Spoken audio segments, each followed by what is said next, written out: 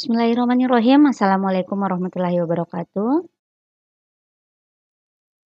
Oke teman-teman, jumpa lagi dengan saya Ade Kartika Sari.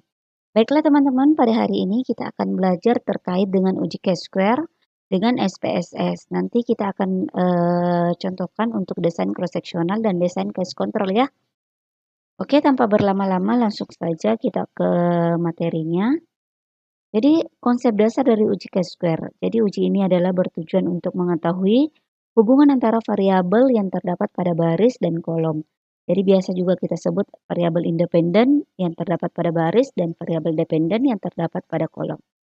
Nah, jenis datanya itu harus berbentuk kategori teman-teman ya. Kemudian distribusi datanya tidak normal. Nah, kenapa ini tidak normal? Ini sudah jelas ya, tidak normal karena datanya berbentuk kategori. Nah, ini adalah salah satu contoh aplikasi uji Chi-square pada tabel 2x2. Nah, teman-teman, untuk uji Chi-square pengaplikasiannya itu bisa pada tabel 2x3 atau tabel 3x3. Nah, ini adalah contoh pengaplikasiannya jika teman-teman menggunakan dua variabel dengan dua kategori. Jadi misalnya teman-teman mau melihat hubungan antara kebiasaan merokok dengan kejadian hipertensi. Nah, yang tadi dikatakan bahwa dia Chi-square ini dia melihat hubungan antara variabel yang terdapat pada kolom dengan variabel yang terdapat pada baris. Jadi maksudnya adalah kebiasaan merokok ini adalah variabel yang terdapat pada baris. Sedangkan penyakit hipertensi ini adalah variabel yang terdapat pada bagian kolom. Nah, biasa juga dikatakan bahwa kebiasaan merokok ini yang sebelah kiri ini adalah variabel independennya, sedangkan yang untuk penyakit hipertensinya ini adalah variabel dependennya. Jadi kita mau melihat hubungan antara apakah ada hubungan antara kebiasaan merokok dengan kejadian hipertensi? Oke, selanjutnya. Nah, ini untuk analisis bivariat untuk data uji Chi-square ya. Jadi untuk uji Chi-square data kita itu harus berbentuk data kategori ya. Tadi saya sudah sampaikan di awal bahwa datanya itu harus berbentuk data kategori. Jadi baik variabel dependennya maupun variabel independennya ya harus berbentuk data kategori. Nah, jadi untuk di Chi-square ini nanti kita juga bisa menghitung race ratio, prevalensi rasio, dan odds rasio. Nah, di bagian Chi-square ini kita membandingkan antara dua variabel ya, kita melihat perbandingan proporsi antara kedua variabel. Nah, selanjutnya, nah bagaimana dasar pengambilan keputusan dalam uji Chi-square? Nah, teman-teman tinggal lihat nanti nilai signifikansinya. Apakah dia lebih kecil daripada 0,05 ataukah dia lebih besar daripada 0,05. Kalau dia lebih kecil daripada 0,05 artinya terdapat hubungan yang signifikan antara barisnya dengan kolomnya. Tapi bagaimana kalau sebaliknya? Kalau sebaliknya dia lebih besar, nilai signifikansinya lebih besar daripada 0,05 artinya dia tidak terdapat hubungan yang signifikan antara variabel baris dengan variabel kolom ataukah antara variabel independen dengan variabel dependennya. Nah, yang perlu teman-teman perhatikan juga ada syarat penggunaan uji Chi-square. Yang pertama teman-teman bisa menggunakan persen Chi-square persen Chi-square untuk tabel di atas 2x2. Misalnya apakah teman-teman misalnya tabelnya teman-teman itu 3x2 ataukah tabel 3x3 karena mungkin variabelnya teman-teman punya 3 kategori. Nah, kalau seperti itu silahkan menggunakan persen Chi-square.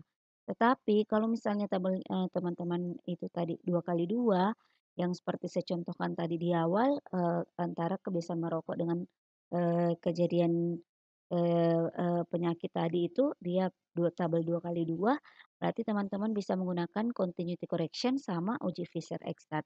Tetapi yang perlu teman-teman lagi perhatikan adalah ini, apakah ada nilai ekspektasinya di bawah 5 atau tidak ada. Kalau misalnya dia tidak ada nilai ekspektasi di bawah 5, artinya teman-teman bisa menggunakan continuity correction. Tetapi kalau misalnya ada sel yang nilai ekspektasinya di bawah 5, berarti teman-teman nanti yang teman-teman baca adalah uji Fisher-Exatnya. Bisa teman-teman ya. Jadi teman-teman silahkan perhatikan persyaratan ini. Nah, contohnya untuk aplikasi uji Chi-square tabel 2x2 menggunakan SPSS. Misalnya suatu penelitian yang ingin melihat hubungan antara merokok dengan kejadian penyakit paru pada pekerja pabrik di PT X. Nah, ini saya kasih contoh, langkah-langkahnya ya teman-teman ya. Ya, nanti setelah ini langsung kita, tutorial secara langsung.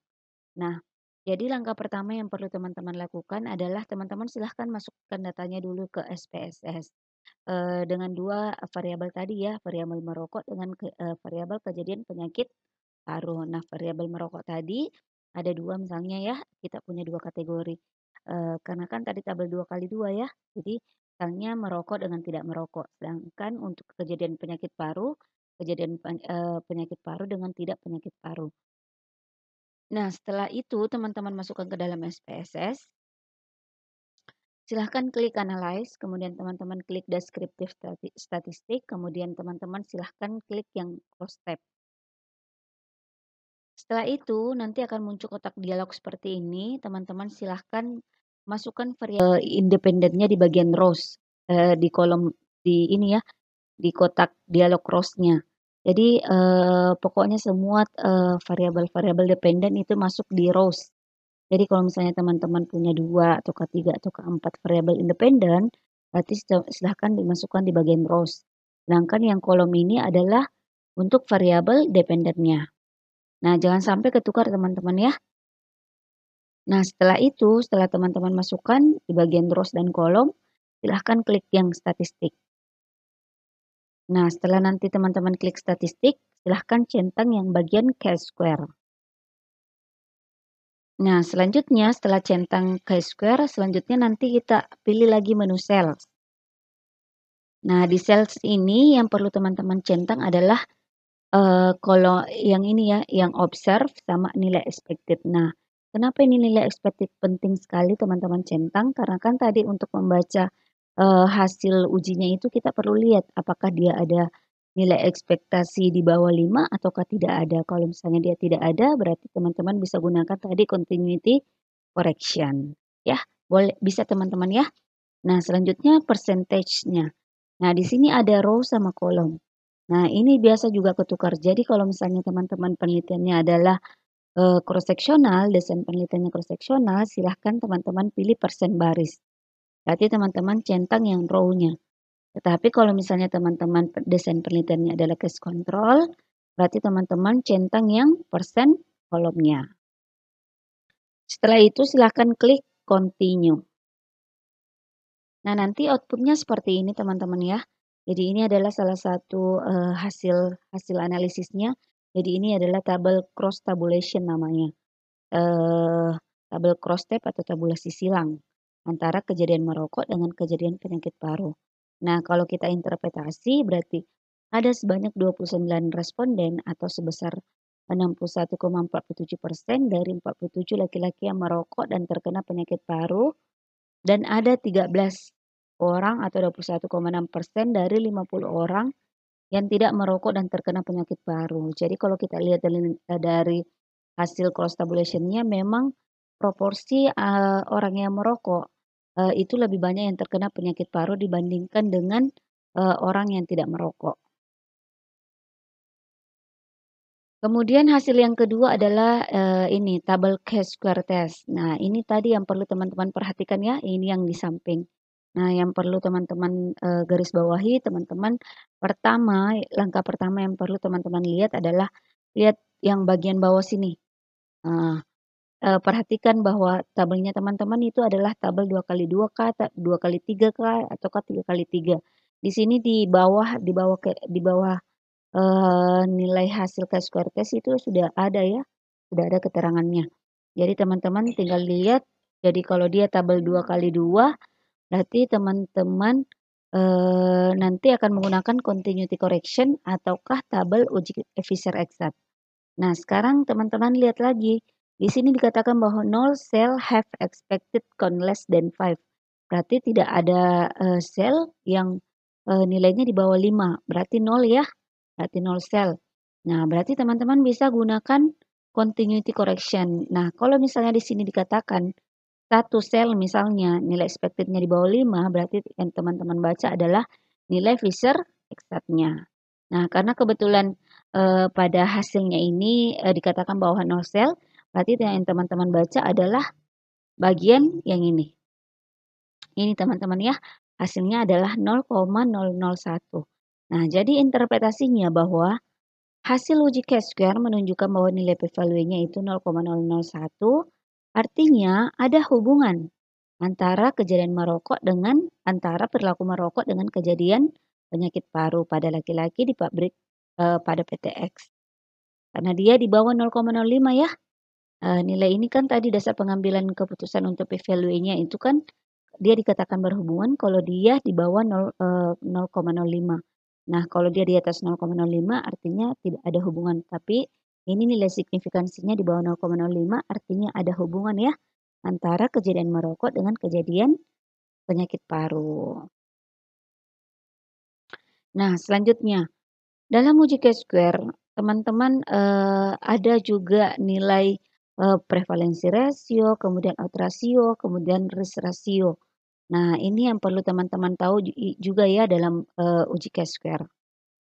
Nah, tadi yang pertama kita sudah menjelaskan bahwa dalam uji Chi-square itu teman-teman harus tahu nilai p-value-nya. Jadi dari hasil uji Chi-square kita bisa tahu nilai p-value-nya. Nah, nilai p-value itu dia kan menjawab apakah ada hubungan ataukah tidak ada hubungan.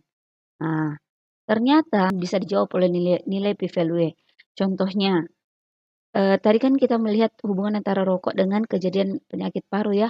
Nah, dia tidak bisa melihat bahwa apakah rokok ini betul-betul merupakan faktor risiko ataukah dia merupakan faktor protektif terhadap kejadian penyakit paru ataukah seberapa besar sih efek atau risiko rokok terhadap kejadian penyakit paru.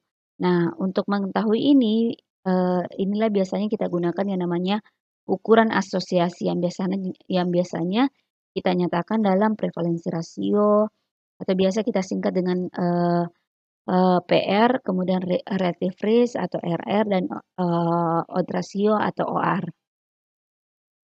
Nah, untuk prevalensi rasio itu biasa digunakan untuk desain cross-seksional, kemudian odds ratio itu biasa digunakan untuk penelitian case control, kemudian risk ratio biasa digunakan untuk desain penelitian cohort. Nah, nanti kita contohkan ujinya untuk cross-seksional sama case control teman-teman ya. Nah, bagaimana tadi langkahnya untuk kita bisa tahu supaya di hasil itu bisa keluar OR-nya atau KRR-nya. Nah, tadi kan di bagian analisis tadi kita sudah centang bagian statistik tadi. Nah, muncul kotak dialog seperti ini. Nah, kan tadi kita centang Chi-square. Nah, setelah itu kita centang risk-nya. Jadi pada bagian statistik ini dua yang kita centang. Chi-square sama bagian risk. Setelah itu teman-teman tinggal klik continue. Setelah itu nanti hasilnya seperti ini teman-teman ya. Jadi seperti saya katakan di awal tadi, jadi ada 3 hasil yang muncul, tabel cross tabulation, kemudian Chi-square test, kemudian risk estimate. Nah, inilah nanti yang akan kita baca. Nah, untuk odds ratio ini pada bagian atas ini biasa kita gunakan untuk desain case control. Nah, untuk yang cohort ini, yang bagian kedua ini barulah biasa kita gunakan untuk desain penelitian cross-seksional. Nah, bagaimana interpretasinya? Nah, interpretasi dari prevalensi rasio, odds rasio, risk rasio, itu kalau misalnya dia lebih besar daripada 1, angka 1, maka dia merupakan faktor risiko. Tetapi kalau dia sama dengan 1, maka dia bukan faktor risiko dan tidak ada pengaruh atau efek. Kemudian kalau dia di bawah 1, berarti dia adalah faktor protektif, yaitu faktor yang bisa mengurangi kejadian penyakit. Nanti teman-teman silahkan lihat saja nilai OR-nya atau nilai RR-nya berapa ya. Dengan memperhatikan nilai CI-nya ya, confidence intervalnya. Nah, sekarang kita tutorial bagaimana uji Chi-square dengan menggunakan desain cross-seksional. Ini misalnya kita mau melihat antara hubungan ASI eksklusif dengan kejadian penyakit diare pada balita di posyandu. Nah, selanjutnya saya buka SPSS-nya. Nah, ini berarti saya sudah di SPSS itu saya sudah punya 2 variabel ya. Kejadian penyakit di sini values-nya 2 ya. 1 diare, 2 tidak diare. Kemudian ada ASI eksklusif, 1 tidak ASI eksklusif, 2 tidak ASI 2 ASI eksklusif. Setelah itu teman-teman silahkan masukkan semua datanya teman-teman ya. Nah, setelah itu teman-teman silahkan klik analyze, kemudian deskriptif statistik, kemudian cross tab. Nah, ini saya kembalikan dulu ya. Nah, bagian rows-nya tadi apa teman-teman? Nah, jangan sampai ketukar ya. Jadi bagian rows-nya tadi adalah independen. Jadi eksklusif ini adalah independennya, sedangkan kejadian penyakit, apakah dia diare atau tidak diare, itu adalah bagian dependen. Nah, selanjutnya tadi kita klik statistik. Nah, kita tadi centang yang Q-square ya, sama untuk melihat resikonya. Setelah itu kita continue. Nah, setelah statistik kita pilih lagi menu sel. Nah, di sel ini jangan lupa teman-teman centang observe, kemudian expected. Nah, tadi ini kan untuk desain penelitian cross-sectional ya. Jadi teman-teman silahkan centang yang rows. Setelah itu continue. Kemudian oke.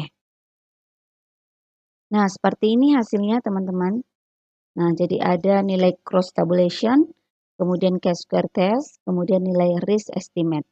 Nah, setelah seperti ini, bagaimana selanjutnya? Silahkan teman-teman masukkan datanya ke Word.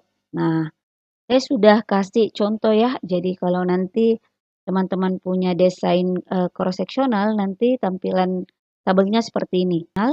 Dia pakai PR ya, karena kan kita mau lihat preferensi rasionya. Kemudian di sebelah kiri adalah p-value-nya. Nah, setelah itu teman-teman tinggal masukkan saja di sini datanya. Nah, di sisa masukkan datanya ini pindahkan aja ke sini. Nah, interpretasinya seperti ini teman-teman ya. Jadi tabel 1 menunjukkan proporsi kejadian diare. Jadi untuk desain cross-sectional yang perlu teman-teman bandingkan saja yang pada bagian ini aja teman-teman. Pada bagian ianya aja ya, pada bagian kolom dependen. Kemudian teman-teman masukkan di sini seperti ini. Tabel 1 menunjukkan bahwa proporsi kejadian diare lebih banyak pada balita yang tidak ASI eksklusif. Ini ya, 35 balita atau 74,5% dibandingkan dengan balita yang mendapat ASI eksklusif sebanyak 15 balita atau 28,3. Jadi ini nggak usah dibaca yang bagian tidaknya. Jadi cukup membaca yang ini aja ya, supaya kita tidak tidak mengulang membaca tabel, tetapi kita membaca langsung kepada kesimpulan. Nah, kemudian berdasarkan hasil uji Q-square-nya, uji bivariatnya ya, menunjukkan bahwa ASI eksklusif berhubungan secara signifikan dengan kejadian diare pada balita. Nah, di sini kan kita sudah pindahkan bahwa p-value-nya adalah 0,00 ya, sehingga anak yang tidak ASI eksklusif akan meningkatkan resiko terhadap kejadian diare sebanyak ini ya, 7,389 kali lebih besar dibandingkan dengan anak yang ASI eksklusif. Dan nanti kita bisa masukkan p-value-nya berapa, prevalensi rasionya berapa, nilai CI-nya berapa. Bisa teman-teman ya, ini kan tinggal dimasukkan aja. Nah, di sini tadi dikatakan bahwa 0 sel ya, tabel 2 kali 2 berarti di sini 0 sel berarti yang dibaca memang ini ya, continuity correction. Kemudian tinggal masukkan aja prevalensi rasionya adalah 7,389. Yang dibaca ini cross sectional ya. Yang baca yang ini teman-teman ya, cross sectional, jadi yang dibaca kohortnya. Sorry ya. Berarti yang dibaca kohortnya berarti 2,631. Kemudian nilai CI-nya berapa? Nilai CI-nya adalah 1,661. Kemudian sampai 4,168. Nah, ini teman-teman ya. Berarti di sini sehingga anak yang tidak ASI eksklusif meningkatkan risiko terhadap kejadian diare sebanyak 2,631. kali lebih besar dibandingkan dengan anak yang eksklusif. Dengan PR-nya tadi berapa? PR-nya adalah 2,631. CI-nya ini ya teman-teman, kita copy aja. Jadi ini CI-nya dia bermakna secara signifikan kalau dia tidak tidak mencakup angka 1. Nah, dia tidak bermakna secara signifikan kalau dia tidak bermakna secara statistik kalau dia ada angka 1 di dalamnya. Nah, ini CI-nya dia tidak ada angka 1 ya. Tidak mencakup angka 1 di dalamnya, artinya dia bermakna secara statistik. Oke, bisa teman-teman ya. Itu untuk penelitian dengan desain cross-sectional. Oke, sekarang kita tutorial untuk uji Chi-square dengan desain kontrol ya. Wait, saya kasih pointer dulu. Jadi sekarang kita coba uji Chi-square dengan desainnya case control. Jadi untuk case control ini saya anggaplah saya penelitian tentang hubungan antara perilaku merokok dengan kejadian penyakit paru pada perusahaan X. Jadi saya mau melihat antara apakah ada hubungan antara perilaku merokok dengan kejadian penyakit paru. Nah, jadi saya buka datanya dulu. Jadi ini anggaplah saya sudah punya datanya ya. Jadi ada 2 variabel antara merokok dengan kejadian penyakit paru. Jadi values-nya 1 merokok, 2 tidak merokok. Kemudian untuk penyakit paru, 1 penyakit paru, kemudian 2 tidak penyakit paru. Nah, kemudian saya masukkan semua datanya ya. Setelah itu, setelah lengkap datanya, kemudian kita analyze, kemudian deskriptif statistik, kemudian kita klik cross tab. Nah, kita kembalikan lagi. Nah, seperti tadi, bagian row ini adalah bagian independen. Nah, independen di sini yang mana teman-teman? Ya, betul, merokok ya. Nah, untuk di bagian kolom adalah dependen, yaitu penyakit paru. Nah, setelah itu kita klik menu statistik. Kemudian kita klik Chi-square, kemudian risk, kemudian kita continue. Setelah itu kita klik lagi menu cell, kemudian kita centang lagi observe sama expected. Tetapi yang kita centang, yang sudah benar ya, yang kita centang di sini adalah bagian kolom. Jadi bukan bagian row ya, tetapi ya bagian kolom. Tadi kalau cross sectional adalah kolomnya, row-nya, sedangkan kalau case control adalah persen kolom. Setelah itu kita klik continue. Oke, hasilnya sudah ada ya. Nah, ini hasilnya sudah ada teman-teman ya. Jadi ada cross tabulation, ada Chi-square test, kemudian ada risk estimate. Nah, sekarang kita lihat, kita pindahkan datanya ke Word ya. Nah, ini anggaplah kita masukkan ya. Di sini merokok dengan kejadian penyakit paru. Kemudian kita buka cross tabulation-nya. Di sini ada 32, kemudian 18, kemudian ini kita isi dulu semua kita isi dulu semua hasil cross tabulation-nya ya. Setelah kita isi semuanya, selanjutnya kita masukkan OR-nya. OR-nya kita lihat dulu OR-nya berapa. OR-nya 5,060 ini ya. Nih 5,060, kemudian nilai CI-nya, ini nilai CI-nya ya. Yang kita baca ini ya teman-teman, odds ratio, karena kan case control yang dibaca odds ratio, sedangkan tadi kalau cross sectional yang kita baca adalah cohortnya. Nah, ini nilai CI-nya berapa? 2,150 sampai 11,910. Jadi ini dia bermakna secara statistik ya teman-teman, karena dia tidak mencakup angka 1. Jadi kalau dia mencakup angka 1 berarti dia tidak bermakna secara statistik, tapi kalau dia tidak mencakup angka 1 di dalamnya artinya dia bermakna secara statistik. Kemudian kita lihat lagi nilai p-value-nya. Nilai p-value-nya di sini katakan tabelnya 2 kali 2 ya, berarti ujinya yang kita bisa gunakan adalah continuity sama Fisher exact. Nah, sekarang kita lihat aja. Di sini dikatakan null cell, berarti yang kita baca adalah continuity correction. Karena dikatakan di sini null cell, kalau ada satu sel berarti yang kita baca adalah Fisher-nya, yang ini. Tapi di sini dikatakan bahwa null cell, berarti yang kita baca adalah continuity correction, berarti 0,00. Oke, silahkan pindahkan aja teman-teman ya. Setelah itu teman-teman silahkan bikin interpretasinya. Nah, untuk membuat interpretasinya yang teman-teman bandingkan tadi adalah kalau di cash control teman-teman yang kalau di cash control yang dibandingkan adalah antara kasusnya dengan kontrolnya. Beda tadi kalau untuk di bagian cross sectional yang teman-teman baca adalah pada bagian ianya aja, dependennya aja. Tetapi kalau di bagian desain cross sectional yang teman-teman bandingkan adalah antara kasusnya dengan kontrolnya.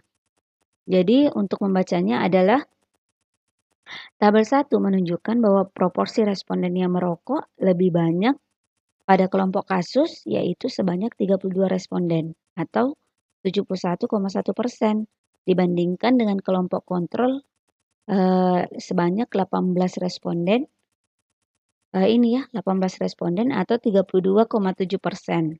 Nah, setelah itu teman-teman lihat lagi nilai hasil Q-square testnya. Nah, seperti tadi ya, kurang lebih tadi sama seperti di cross sectional. Teman-teman lihat nilai uji Q-square testnya, nilai p-value-nya berapa. Nah, kemudian nilai ini bukan RP ya, tetapi di sini adalah nilai OR. Kemudian silahkan lihat nilai CI-nya. Jadi berdasarkan hasil Q-square test menunjukkan bahwa merokok berhubungan secara signifikan dengan kejadian penyakit paru dengan p-value-nya 0,00 sehingga orang yang merokok akan meningkatkan risiko terhadap kejadian penyakit paru 5,6 kali lebih besar dibandingkan dengan orang yang tidak merokok. Jadi ini hasilnya ya, p-value-nya dengan nilai OR-nya dengan nilai CI-nya. Oke, seperti itu teman-teman ya. Kalau misalnya ini kan dua variabel ya. Kalau misalnya ini saya kasih contoh kalau misalnya teman-teman independennya ada dua variabel berarti di sini diketikkan variabel, terus di sini masukkan aja variabel independennya merokok, kemudian hipertensi, kemudian kalau misalnya ada di sini lagi silakan ditambahkan. Tetapi kalau misalnya hanya dua variabel, satu variabel dependen, satu variabel independen, penyajiannya seperti ini, ya. Bisa teman-teman ya. Itu dari saya teman-teman, lebih dan kurangnya mohon dimaafkan. Billahi taufiq wal hidayah. Wassalamualaikum warahmatullahi wabarakatuh.